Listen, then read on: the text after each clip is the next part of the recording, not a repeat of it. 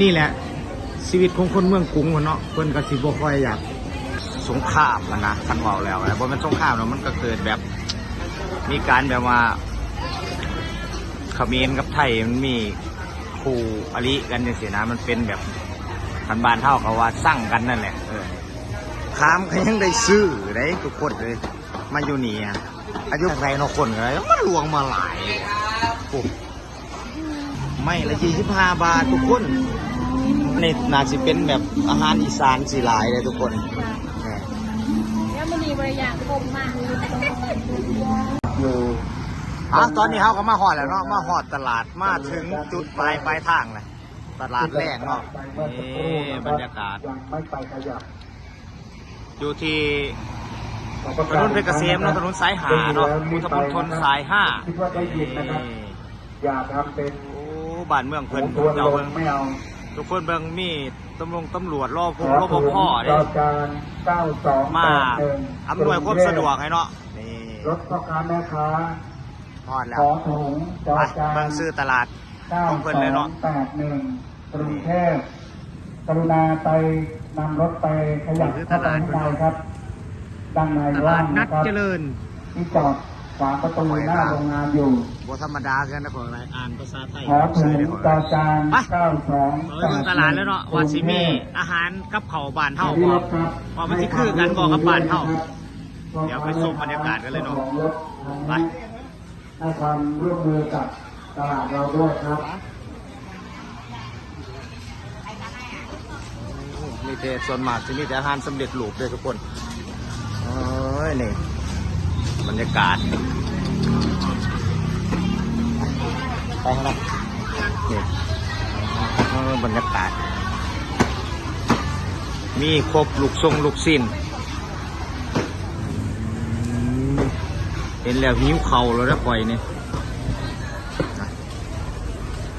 โอ้ร้านอันนี้ไม่ร้านย่ำ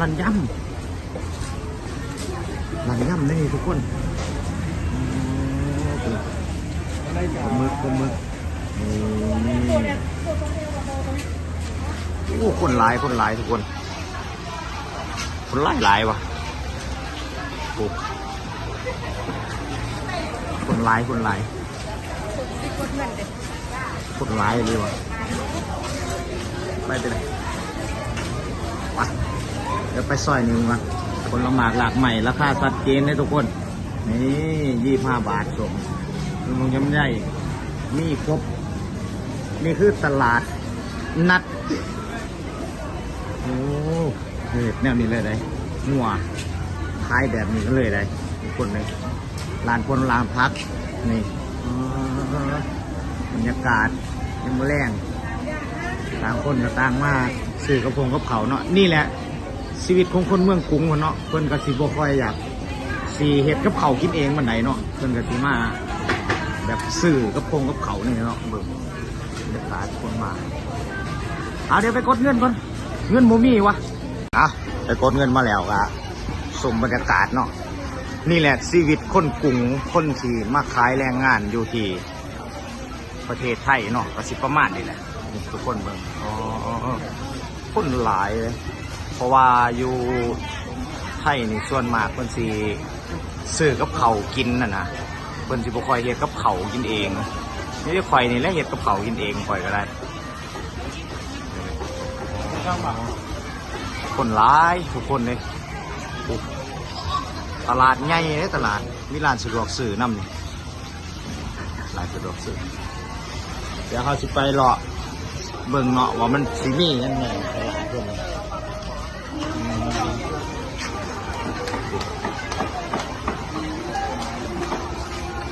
มีครบแล้วนะของเปรี้ยวของดอง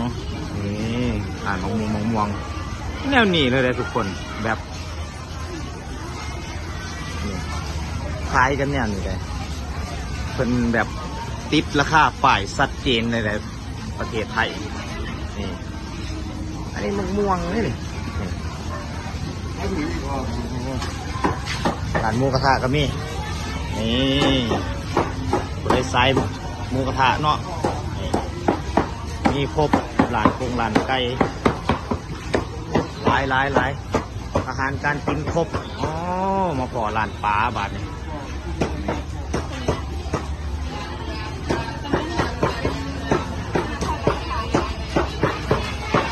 พ่อค้าเจ้าขาย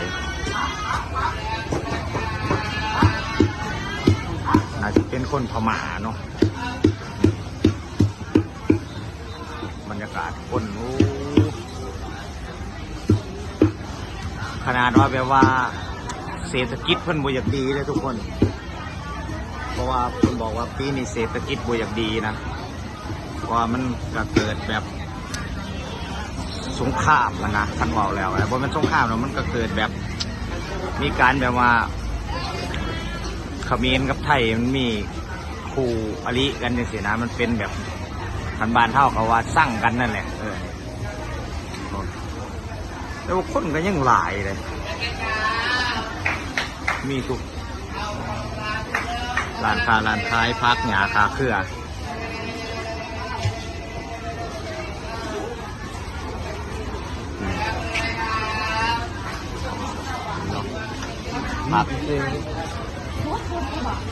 พักเนาะนี่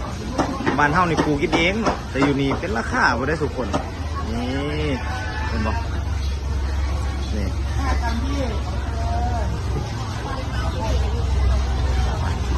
นี่เนาะบ้านเพิ่นเมืองเพิ่นเอียงก็พอจะได้ขายเด้บ่ได้คือบ้านเฮาเด้บ้านเฮานี่น้อยมากเด้นี่เนาะ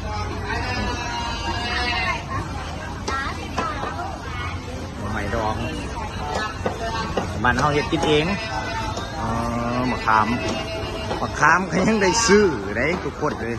มาอยู่นี่ปัจจุบันนั่นคือข้านกินโบราณหมกหมูโอ้หลายทุกคนเลยเดี๋ยวพาชมบรรยากาศเนาะผมชมไปเรื่อยๆเนาะแต่ว่าคนหลายก็สิบุรีไทยในเบิ้งเนาะเพราะว่ามันอัดกันได้แต่ว่าคนหลายเนาะคนเบิ้งเป็นซอย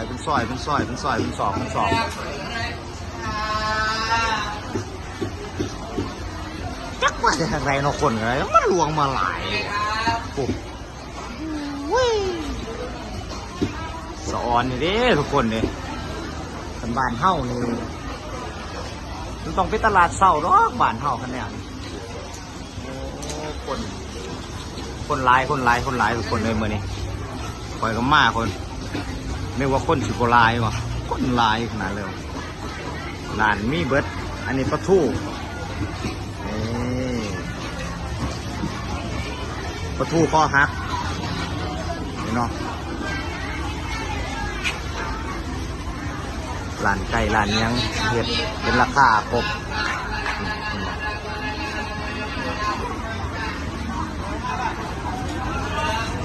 นี่เนาะทุกคนเบิ่งซอยเขาเนี่ยแมนบ่นี่มันฝันคนไปเอาบุญเนี่ยนี่พระเจ้าบริเฮ็ดเนี่ยอยู่เนี่ยกินเลยบ่บรรยากาศเนาะคนละหมากหลักใหม่คนเลยนี่เห็นบ่หมูปิ้งลูกชิ้นยังไม่ไหวกินนี่ทุกคนเบิ่งอีหยังนี่หันย่างหมูคนเฮ็ดเนี่ยนี่ได้ทุกคนนี่ใส่โอ่งเลยว่ะ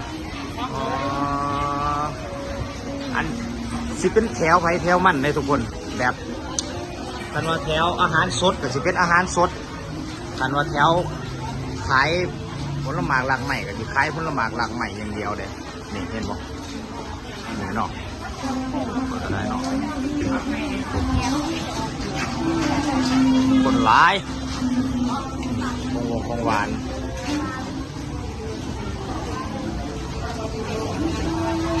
มีครบนะแบบถือติเงินมาซื้อเอาเลยนะทุกคนแบบก็ต้องยันอดยันหิวนี่ร้านหมูกระทะมาบ่อยละประเทศกันแนวนี้เลยนะทุกคนก็ต้องว่าที่ไปกินอยู่คงอยู่ห่านมีบ่ายยังครบบรรยากาศ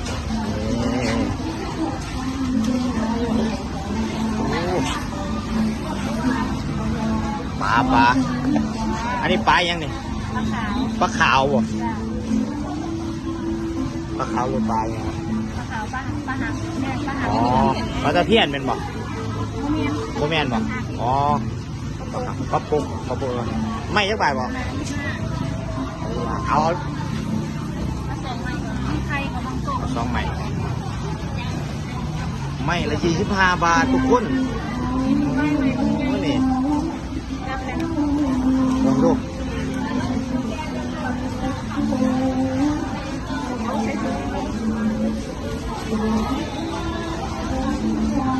มีครบเนาะอันนี้น่าจะเป็นแบบอาหารอีสานสีหลายเลยทุกคนนี่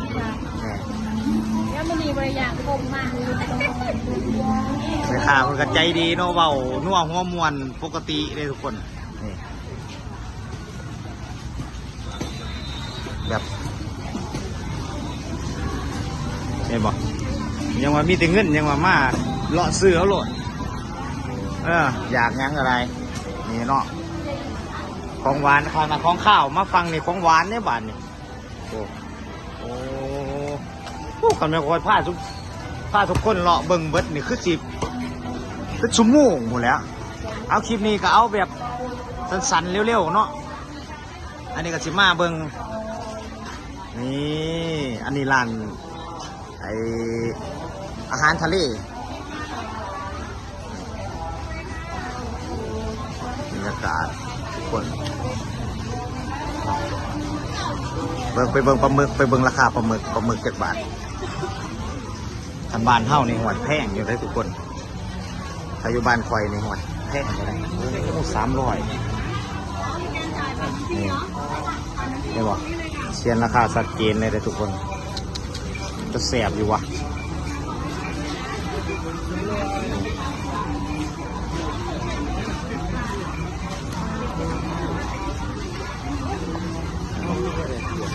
ราคาผู้เขียนไว้อย่างชัดเจนเลยทุกคน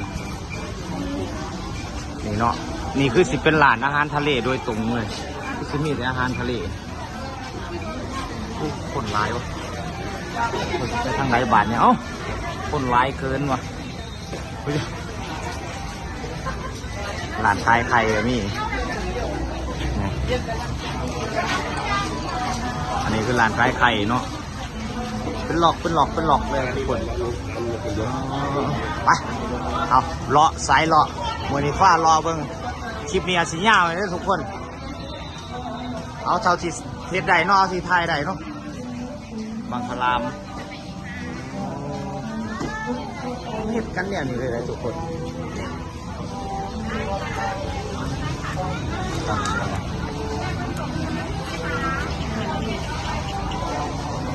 ครับบ้านเพื่อนเมืองเพื่อนบ้านเพื่อนเมืองเพื่อนเฮ็ดโอ้สุดยอดเลยว่ะโอ้เงี้ยบอกเขาเหนียวโอ้หมึกหุงอีโบยแมวหมึกหุงตัวนี้ทุกคนไม่สมมีครบอันนี้มีครบเปิดนอกหลานเพิ่นนี่บรรยากาศ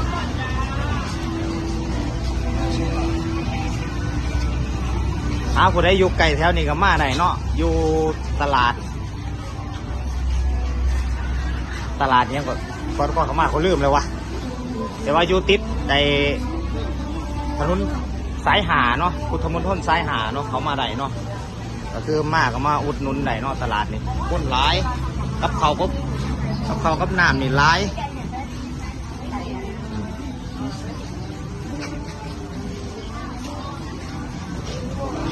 คนเบิ่ง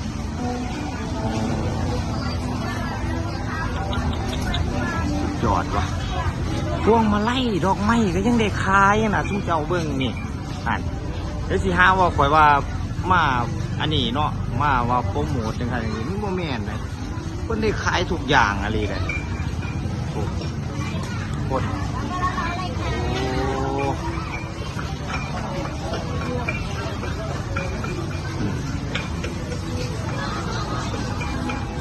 ไข่ปงไข่ปีกก็มีเนาะทุกคนไข่ลูกไม้ละ20 บาทร้านตำก็มีนี่ ร้านตำปลาตำทุกอย่างเนาะนี่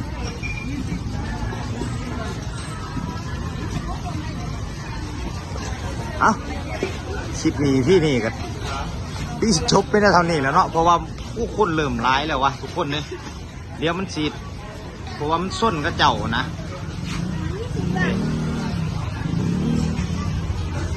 นี่แหละคลิปนี้พี่นี่กับสิประมาณนี่แหละเพราะว่ามันคนเพิ่นร้ายได้เพิ่นมาหาซื้อกระโปรงกระเผาร้ายอยู่โอ้ยคนมึงดูดูลูกตาเป็นซอยไปซอยมันอะคลิปนี้พี่นี่กับคันบอกผิดพลาดประการใดไปกับขอโทษขออภัยไว้นะที่นี่เนาะก่อนสิจากลากันไปก็อย่าลืมกดไลค์กดแชร์กดติดตามเนาะส่องพุ่งไว้รุ่นคลายฟันเส้นเก่าเส้นเดิมเนาะนี่แหละพามาเบิ่งเนาะตลาดอยู่ประเทศไทยว่ามันจีคือตลาดประเทศลาวเขาบ่นะนี่เจ้าเบิ่ง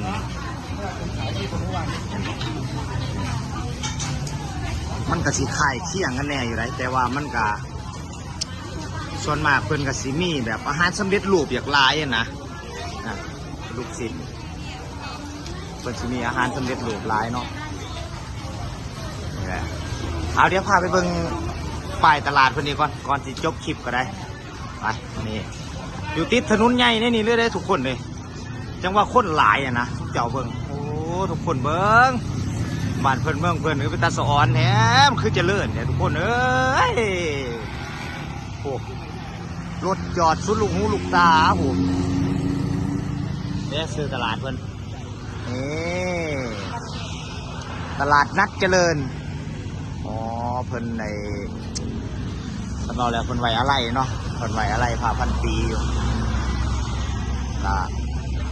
คลิปนี้ก็ซื้อคลิปนี้EPนี่ก็พามาเบิ่งเนาะชมบรรยากาศตลาดของเมืองไทยหรือว่าตลาดของประเทศไทยอยู่ติดกับถนนหลักพุทธมณฑลสาย5ออกมาจากอ้อมหน่อยเนาะ